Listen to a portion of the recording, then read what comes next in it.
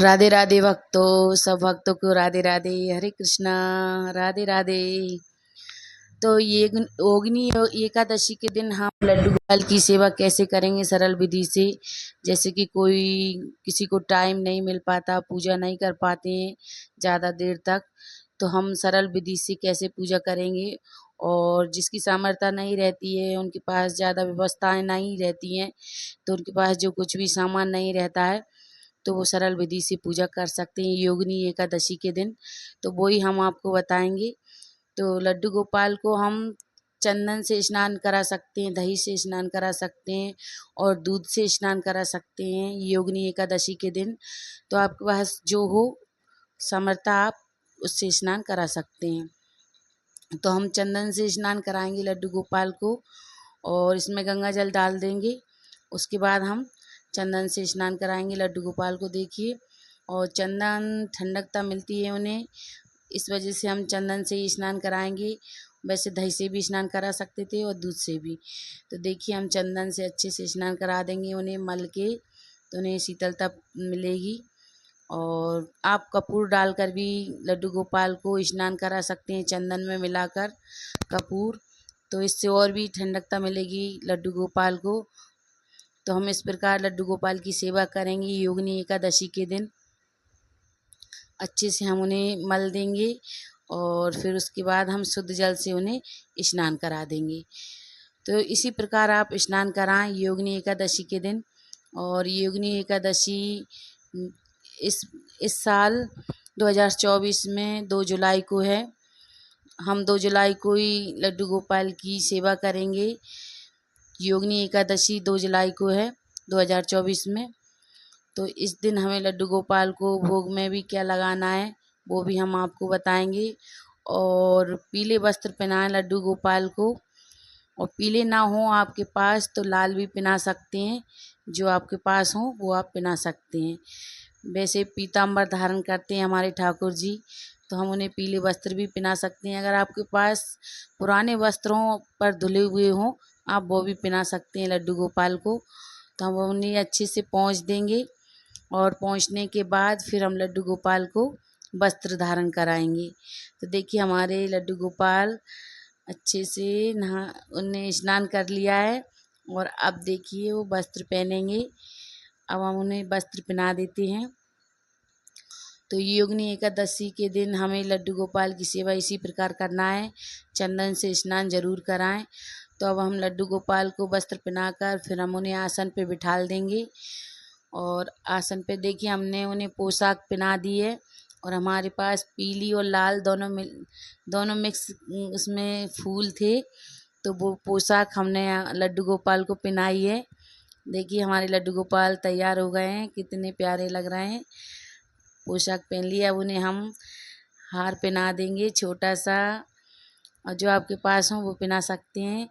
और एक और हार पहना देंगे, जिससे हमारे लड्डू गोपाल अच्छे से तैयार हो जाएंगे और अच्छे लगेंगे।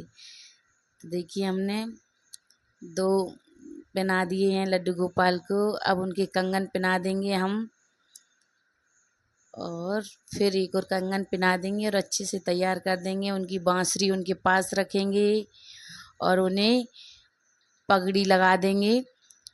हमारे लाला को पगड़ी लगा के तैयार कर देंगे। तो इस प्रकार हम ठाकुर जी की सेवा करेंगे, उन्हें अच्छे से तैयार कर लेंगे और अच्छे से उन्हें स्नान करा के तैयार कराना है योगिनी एकादशी के दिन, जिससे हमारे लड्डू गोपाल हमसे खुश रहते हैं। हम उनकी सेवा करते हैं तो हमारी सेवा देखते हैं कि मेरा भक्त किस प्रकार मेरी सेवा करता है। तो प्रेम से हमें लड्डू गोपाल की सेवा करना चाहिए, अच्छे मन से करना चाहिए।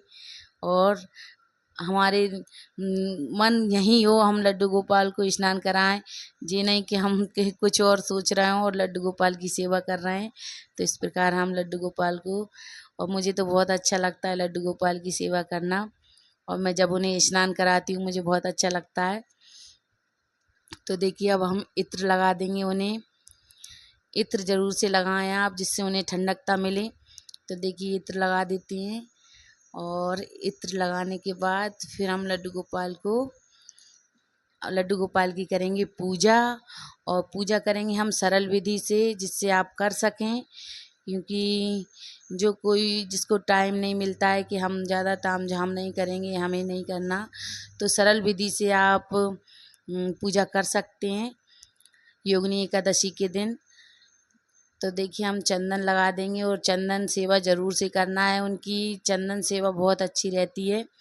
तो हम चंदन लगा दिया हमारे ठाकुर जी को, और अब हम पुष्प समर्पित कर देंगे। गुलाब का पुष्प समर्पित कर दिया है हमने, और पीले पुष्प हों आपके पास तो वो भी आप समर्पित कर सकते हैं। तो हमारे पास गुलाब के और कुछ सफ़ेद पुष्प थे और जायसवान के पुष्प थे, तो हम वही समर्पित करेंगे लाला को। फिर उसके बाद हम उनकी भोग की तैयारी कर लेंगे, और भोग में हम आपके पास जो फल हों वो फलों का आप भोग लगा सकते हैं, शरबत का भोग लगा सकते हैं। तो हम फलों का भोग लगाएंगे लाला को, और मिठाई का भोग भी लगा सकते हैं योगिनी एकादशी के दिन। तो देखिए हमने पुष्प उन्हें समर्पित कर दिए हैं, और फिर उसके बाद हम और घी का दीपक ज़रूर से जलाना है। आज के दिन घी का दीपक जलाएं, और तुलसी पत्ता समर्पित करें ठाकुर जी को।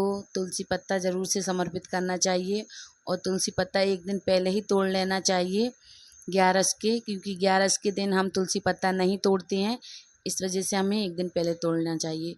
और हम फलों का भोग लगाएंगे लाला को, जो भी फल हों आपके पास, आम, केला, सेवफल, पपीता, खरबूजा, तरबूज, आपके पास जो भी हो आप उसका भोग लगा सकते हैं। तो हमने तिली समर्पित कर दी है, हम चावल इस दिन समर्पित नहीं करते हैं, तो हमने तिली समर्पित की है लाला को। और आप तिली से भी स्नान करा सकते हैं योगिनी एकादशी के दिन, तिली से भी स्नान कराने का बहुत बड़ा महत्व रहता है। और हम घी का दीपक जलाएंगे, और घी का दीपक ज़रूर से जलाएं। इत्र सेवा भी आप करें, इत्र सेवा इस दिन इत्र सेवा करने से माँ लक्ष्मी जी खुश रहती हैं, प्रसन्न होती हैं। और हम घी का दीपक जलाने के बाद फिर करेंगे कपूर से आरती। तो इस प्रकार हम ठाकुर जी की सेवा करेंगे योगिनी एकादशी के दिन। अगर आपको मेरी ये छोटी सी वीडियो अच्छी लगी हो ये योगिनी एकादशी की, तो आप वीडियो को लाइक करें, चैनल को सब्सक्राइब करना ना भूलें, और कमेंट में राधे राधे ज़रूर से लिखें। अगर आपको और वीडियो आपके पास ऐसी आती रहें हमारी पूजा की, तो अब आप हमारे चैनल को सब्सक्राइब ज़रूर से करें। तो देखिए हमने धूप बत्ती जला दी, और अब हम कर लेंगे आरती। और आरती आपको जो आती हो आरती आप वो कर सकते हैं, कुंज बिहारी की आरती कर सकते हैं, और ओम जय जगदीश हरि की भी आरती कर सकते हैं। तो इस प्रकार हम आरती कर लेंगे, और कपूर से आरती करना है हमें। कपूर से आरती करना बहुत अच्छा रहता है, घर में शांति बनी रहती है, और जो भी कुछ गलत कुछ होता है, जैसे हमारे घर में कुछ बेकार वो सब बाहर निकल जाता है, और घर में अच्छी खुशियाँ बनी रहती हैं, और अच्छा प्रकाश होता है घर में। तो हम शरबत का भी भोग लगाएंगे लाला को, हमने शरबत बना लिया था।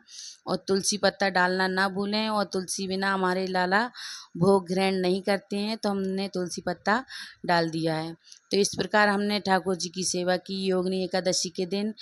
तो अब हम कर लेते हैं आरती, और आरती हम कपूर से करेंगे। चलिए हम करते हैं आरती, और आरती आप जो आए आपको वो कर सकते हैं, और नहीं भी आती हो आरती आपको तो आप दीपक घुमाकर भी आरती कर सकते हैं ठाकुर जी की, लेकिन हमें आरती ज़रूर से करना है, और घंटी ज़रूर बजाएं। तो देखिए हम ठाकुर जी की आरती कर लेते हैं, और फिर उसके बाद हम कुछ दक्षिणा रखेंगे ठाकुर जी के पास। तो दक्षिणा ज़रूर से रखें, दक्षिणा हमारी जो पूजा में कुछ कमी रहती है उसको पूर्ण करती है। और हाथ जोड़कर हम क्षमा मांगेंगे ठाकुर जी से, जो गलती हुई उसके लिए हम क्षमा मांग लेंगे, और घर में हमारी सुख समृद्धि बनी रहे इसके लिए हम ठाकुर जी से प्रार्थना करेंगे हाथ जोड़कर। और एक लोटा लेकर उससे जल लेकर हम उसका अर्घ ज़रूर से देना, और अर्घ देकर फिर हम हाथ जोड़कर क्षमा मांग लेंगे। तो अर्घ दे देंगे, और इस प्रकार फिर हाथ जोड़कर क्षमा मांगेंगे। तो राधे राधे भक्तों, जय श्री कृष्णा।